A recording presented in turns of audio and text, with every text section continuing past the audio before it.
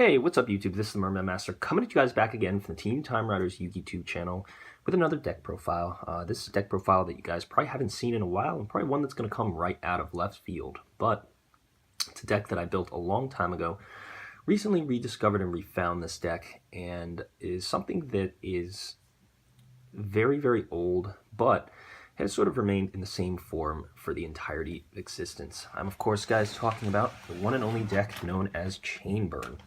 Chainburn is unlike any other deck in the entirety of Yu-Gi-Oh! In that it relies not on a specific archetype, but on trap cards that burn, draw, and prevent your opponent from attacking to try and get them down.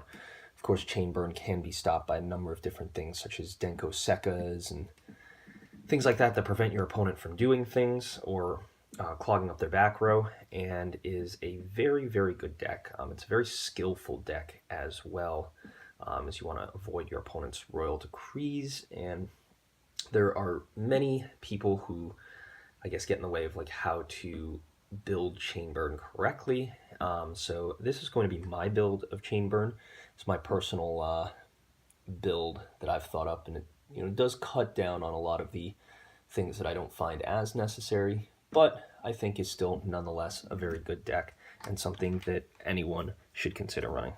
So guys, starting things off right now are 3 copies of Card D, pretty self-explanatory for monsters, 3 copies of Swift Scarecrow, which is to prevent the battle attacking. I don't have any battle faders in here, didn't want to make the monster count too high.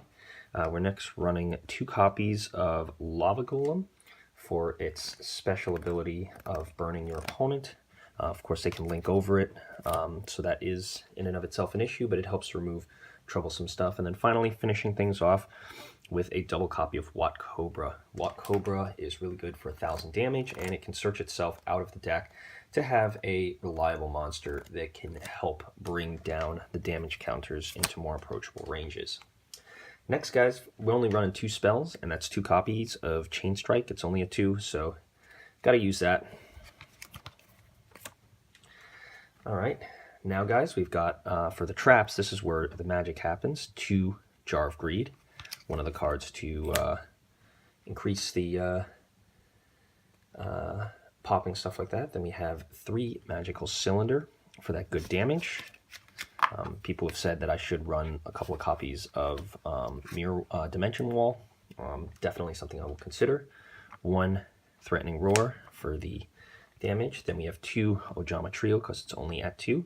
Be careful about giving your opponent link materials, and you want to go for that when you're getting close to game. 1 copy of Ceasefire.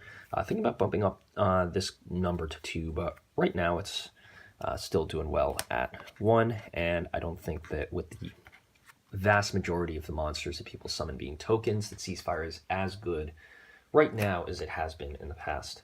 Now, a lot of Chainburn players have taken this out, but I still like it in here at 3. That's 3 copies of Accumulated Fortune. When activated as a Chain Link 4 or higher, you get to draw 2 cards from your deck.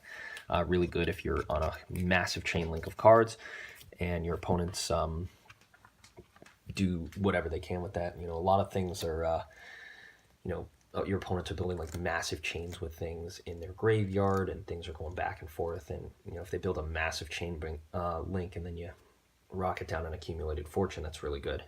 Next cards we're running, guys, 3 Wabaku. Very good for preventing destruction by battle and keeping your monsters around as per its errata. Very good. 3 copies of Secret Barrel. Self-explanatory, 200 for everything on the field and in hand. We're running 3 Reckless Greed, typical draw power and a chain link, gets you to things that you need. 3 Just Desserts. I would consider this better than Ceasefire, which was made back when flip effects were a thing. Burn 500 for every single monster your opponent controls and can stack multiples per turn. And then we finally have 3 Secret Blast. This is exactly like Secret Barrel, except it's for 300 damage for each card they control rather than the ones that they control and in their hands. And if this card is destroyed by an opponent's card and sent to the graveyard, you can inflict an extra 1,000 points of damage. And now finishing off for our 40th card in the deck is one copy of Bad Luck Blast. This is kind of like a Ring of Destruction, but it basically allows you to